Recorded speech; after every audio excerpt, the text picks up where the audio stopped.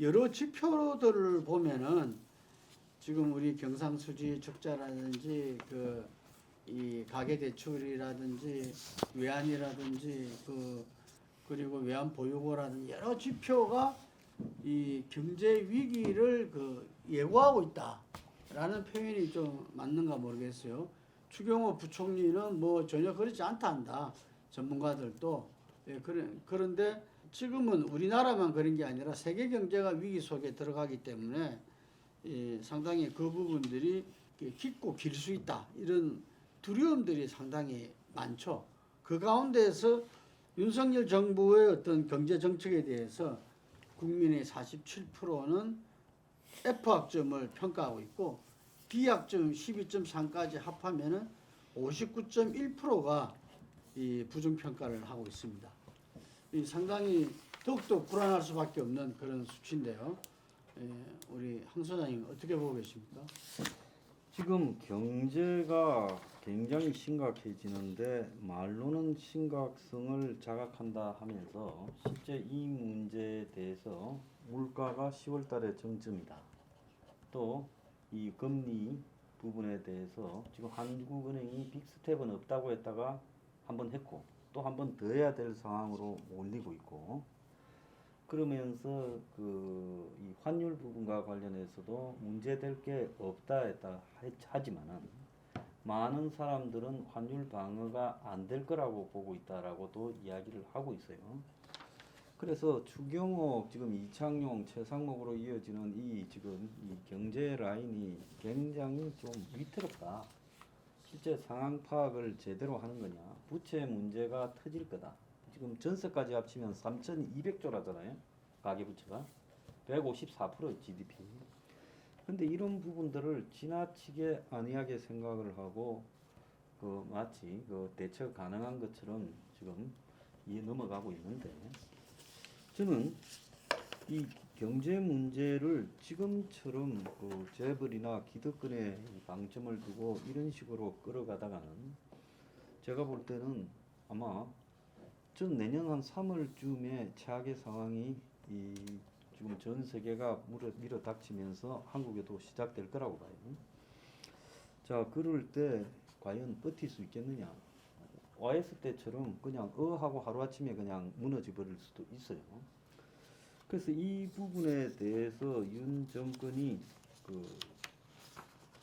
완전히 비상사태를 선언하고 가지 못하면 굉장히 어렵다. 근데 정부의 거시경영 뭡니까? 상시 점검 회의에 무슨 재벌 4대 재벌 회사 CFO가 와가 같이 회의를 하고 있어요. 세계 어느 나라의 이 거시경제 점검 회의에 재벌 대표들이 와서 앉아서 대통령하고 같이 회의를 합니까? 그래서 지금 윤 정권이 국민의 사회적 생존망에 대해서 지금 짜고 그래서 대공황적 차원이 올 수 있다고 보고 전력을 기울여야 되는데 현재 수준으로 보면 적당히 막을 수 있다라는 이 관료들에게 그냥 이 말에 의존하고 흘러가는 것 같아요. 이렇게 가면 윤 정권이 감당 못할 사태가 올 수 있다는 거죠. 야권에게 기회는 윤 정권이 경제 문제에서 완전히 방향 전환을 해서 사실은 내가 만약에 윤석열이라면 문 정권과 과거 정권에 덮어 세우겠어요. 근데 지금 그런 일조차도 안 하고 있단 말이에요. 그렇게 보면 이 경제 문제는 어느 날 갑자기 영국에서 이 국가 디폴트 현상이 발생했다. 미국의 주가가 폭락했다라고 시작되면서 한국 경제도 갑자기 그냥 이 부채 위기가 오고 그다음에 외환 위기가 올 거라고 본단 말입니다. 자, 이런 부분에 대해서 현재로는 좀 암울하다. 솔직히 객관적으로 그렇게 보고 있어요. 예, 지금 IMF 그리고 세계 금융 위기에 좀 비견되고 있는데 어떻습니까? 우리 차 교수님은 그 위기에 대해서 어느 정도 그걸 하십니까? 오늘 저는 황 소장님께서 오늘 둠스데이 이야기를 할 줄 알았는데 둠스데이까지 이야기를 안 하고 보니까 그렇게 즉 아주 극단적인 비관은 아니신데 저는 극단적으로 비관하고 있어요. 그 사람 비관하고 있어요. 오늘 그러니까 둠스데이 이야기를 안 했어요. 근데 저는 사실은 그 동안에 황 소장님께서 그러니까 상당히 한국 경제에 대한 상당한 부정적인 이야기를 하고 상당히 전망을 어둡게 했는데 그때마다 저는 아니라고 이야기는 했습니다만 지금 상황은 좀 그런 것 같아요.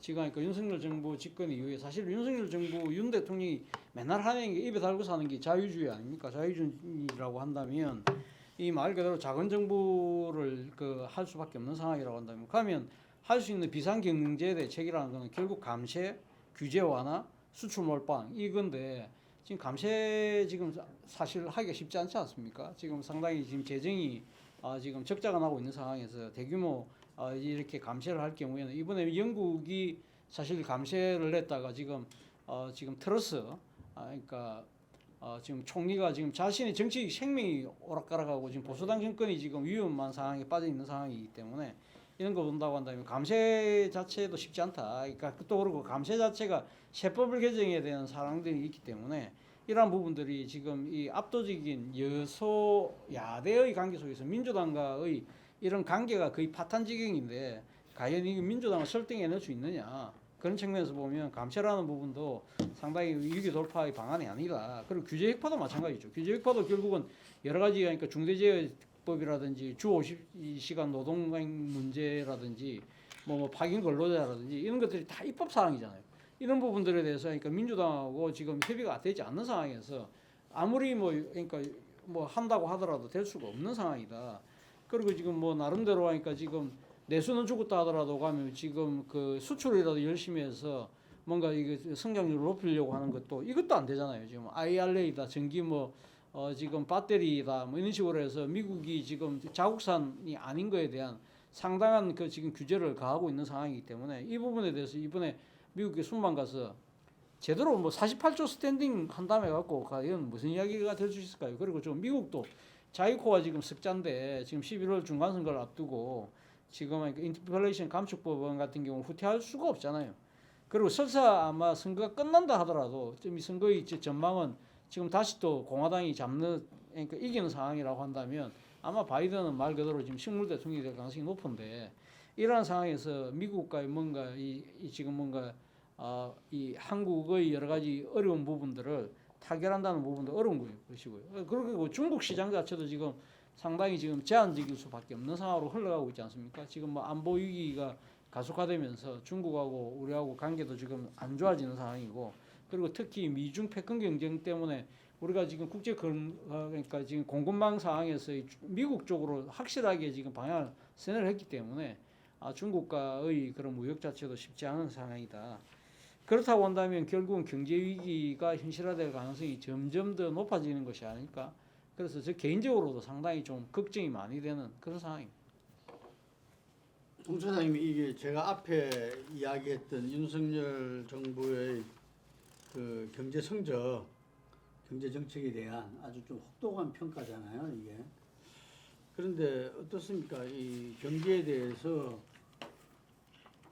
본인은 그 경제 관련된 사건 수사를 많이 해봐서 잘한다 뭐 이런 이야기를 했다는데 이 경제교육연구소 우리가 한 겁니다. 한 건데 그래요? 정기적으로 하는 조사인데 문재인 정부 이후 현 정부 들어서서 이 내용들이 보면 점수 외에 대기업 중심이냐 중소기업 중심이냐 세금이 친서민이냐 재벌 중심이냐 이런 한뭐 네모난 게 조사가 들어갔는데 급격하게 현 정부 들어서 대기업 친대기업 이 정책으로 평가가 커브가 급격하게 꺾입니다. 그러다 보니까 학점도 이렇게 낮게 성적도 낮게 나타났습니다. 자 여기서 제가 하나 우연한 거는 아까 제가 말씀드렸죠. 다음 전당대회 전망할 때 앞으로 4, 5개월 후다. 현 정부 문재인 정부 취임하고 현재까지의 시간이 다음 더 흘러서 다음 전당대회다. 이렇게 했을 때 제가 볼 때 제일 우려하는 거는 그때는 최고 중심 이슈가 경제가 될 거다. 지금 올해까지는 제가 볼 때는 정치 이슈가 될 거예요. 즉 뭐 전 정부에 대한 뭐 이제 민주 보수 정권 현 정권에서 적폐로 규정을 했다면 어쨌든 현 정부로 보아서 적폐로 그 규정을 했다면 거기에 대한 어떠한 대응은 이 올해 안으로 늦어도 내년 초에는 이게 끝나야 됩니다. 그러고 나면은 내년에는 더 지금 긴급한 경제 문제가 발생하기 때문에 경제 문제에 대해서 어떻게 대응하느냐 이것이 나와야 되는데 지금 현 정부가 정책 우선순위상 전 정부의 적폐를 먼저 처리한다라고 하지만 국민들한테 물어서 지금 국정과제의 우선순위가 뭐냐 물으면은 경제입니다. 경제가 되기 때문에 이 현 정부가 이 그 전 정부에 대한 어떤 그런 그 심판을 해서 뭐 지지를 어느 정도 끌어올릴 수 있을지는 몰라도 이 경제 문제에 잘못 대응을 해버리면은 뭐 별 그 지금 그 이전의 노력이 별 의미가 없어지는 상황이 될 수가 있습니다. 문제는 YS 때 그리고 DJ 정부 들어섰을 때를 유심히 잘 한번 보십시오. 특히 DJ 정권 들어섰을 때 경제 위기를 극복하는 모습이 보면은 전 국민이 협조를 해줘야 됐던 거예요. 근데 윤석열 정부의 지금 국정 운영 방식이 보면은 상당히 국민의 어떤 그 국론을 결집시킨 데는 굉장히 약하게 돼가 있습니다. 전 정부에 대한 어떤 이 청산 이런 과정으로 내년 초가 되면 더더욱 내가 볼 때는 국민들 간의 분열은 더 심화가 되어 있을 수가 있습니다. 제가 운영하는 경제는 경제 정책으로만 극복하는 문제도 있지만 많은 부분은 정치적으로 국민의 영향을 객주시켜야 되는 문제가 있는데 아마 그분이 굉장히 취약할 것이다. 두 번째, 대기업의 낙수 효과를 기대하는 것은 그거는 이제는 넌센스다. 특히 문재인 정부 들어서서 나는 문재인 정부 들어서면은 대기업에 대한 엄청난 그 개혁이 이루어질 줄 알았는데 거의 손도 안 대었습니다. 지금 보면은 낙수 효과가 이루어졌느냐 안 이루어졌는 두 가지를 보면 알 수 있어요. 대기업이 잘 나가서 얼마만큼 중소기업 포함한 그 하청 그 기업 포함한 일자리가 많이 만들어졌느냐는 거고 문제는 대기업을 통해서 벌어지는 돈이 그 1차, 2차 하청 기업들 중소기업한테도 얼마만큼 임금으로 많이 지출이 되었느냐 문제인데 근자에 보면은 역대 대기업과 중소기업의 임금 격차는 더욱더 벌어지고 있고 일본이나 이웃에 있는 OECD 국가는 말할 것도 없고 일본 같은 거하고 비교해보다 굉장히 현격하게 벌어집니다. 일본은 그래봐야 10대 9 정도밖에 안 나요. 근데 우리나라는 보면요 거의 10대 6 이상 차이가 납니다. 예. 그러니까 무슨 이야기냐면 현재 지금 낙수 효과가 벌어질 수 없는 상황이고 이 최근자 그 코로나 전후로 보면은 대기업들이 돈을 더 많이 벌게 되면 더 큰 힘을 갖고서 그 경제적 위기를 중소기업에 전가를 시키면서 살아남았는 게 현재 체제입니다. 이런 상황이 되고 그 정부 회의도 대기업이 와 있는 걸 처음 본다고 이야기를 하는데 국민들이 굉장히 우려를 할 수밖에 없는 거죠. 경제를 지도자가 잘 모를 때 남한테 이제 맡길 때 세계 경제의 분위기가 좋으면 전두환처럼 성공할 수 있고 세계 경제 분위기가 안 좋고 또 국지적으로 안 좋을 때는 YS처럼 왕창 무너질 수도 있어요. 근데 이번에 보면 영국의 트러스가 대처 흉내낸다고 어설프게 이제 저렇게 말했을 때 제가 볼 때 몇 달 안에 쫓겨나가겠다고 공개적으로 말했는데 뭐 거의 가셔야 되잖아요. 그러니까 이게 지금 윤 정권이 세계 경제를 보면서 한국 경제가 어떻게 가야 되겠는가라는 부분을 놓치고 잘 모르면서 머릿속에 신자유주의가 깊숙하게 아예 검찰총장 할 때부터 아마 내가 볼 때 술 먹고 친한 사람들 중에 대부분이 그쪽인 것 같아요. 이게 딱 세팅이 돼 있어가 인수위 그리고 취임 초까지 계속 그랬어요. 그래서 어차피 세계 경제가 이 정도고 지금 뭐 딱 몇 가지 결론은 거의 나더만요. 인플레는 3년 가고 고금리도 3년 간다. 그다음에 경기 침체는 지금 올 겨울부터 세계 모든 블록에 중국, 유럽, 미국 다 일본까지 다 간다. 그래서 일본도 지금 현재 인플레가 심해서 먹고 살기가 어렵다.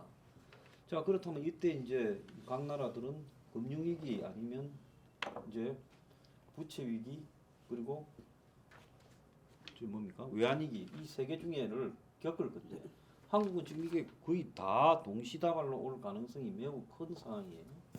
그러면 대통령이라는 사람이 이걸 극복하기 위한 반대 방향으로 가다가 그런 것을 겪게 됐을 때는 나도 이런 걸 지적해갖고 이걸 지정하려고 했지만은 너무 누적된 게 많고 세계적 분위기 때문에 잘 안 됐다라고 핑계를 댈 수 있는데 지금 윤이 지금까지의 기조대로 가다가 만약에 경제적 위기 상황이 100% 저는 온다고 해요.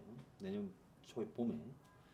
그러면 그때는 윤이 할 말이 없다는 겁니다. 그건 뭐 변명이 불가능할 거고 또 위기가 오기 전까지 수습하는 모양새도 안 나타날 것 같다. 현재 경제 관료들의 수준이나 말하는 꼬라지를 봐서는요. 한국은행부터 재경부부터 저희 청와대 경제수석까지 죄다 문제가 있다고 내가 보고 있어요. 그래서 이런 상황인 윤 정권이 뭐 야당에 의해서나 종북 세력에 의해서 무너지는 게 아니라 스스로 경제적으로 붕괴되는 길을 자초할 수 있다는 그런 생각을 합니다. 그 우리나라가 지금 세계 경제 대국으로 올라서고 이 첫 대통령이 아닌가 싶은데 이 속에서 그 대통령이 그 위력을 가지고서 더욱더 좀 그 세계 속에서 선진국 대열로 나가야 될 그 시점에 경제 위기는 지금 왔고 이 깊이가 어디까지 갈지도 모르는데 헤쳐나갈 방도에 대해서 뚜렷하게 보이지 않는다는 우려의 말씀드리겠습니다.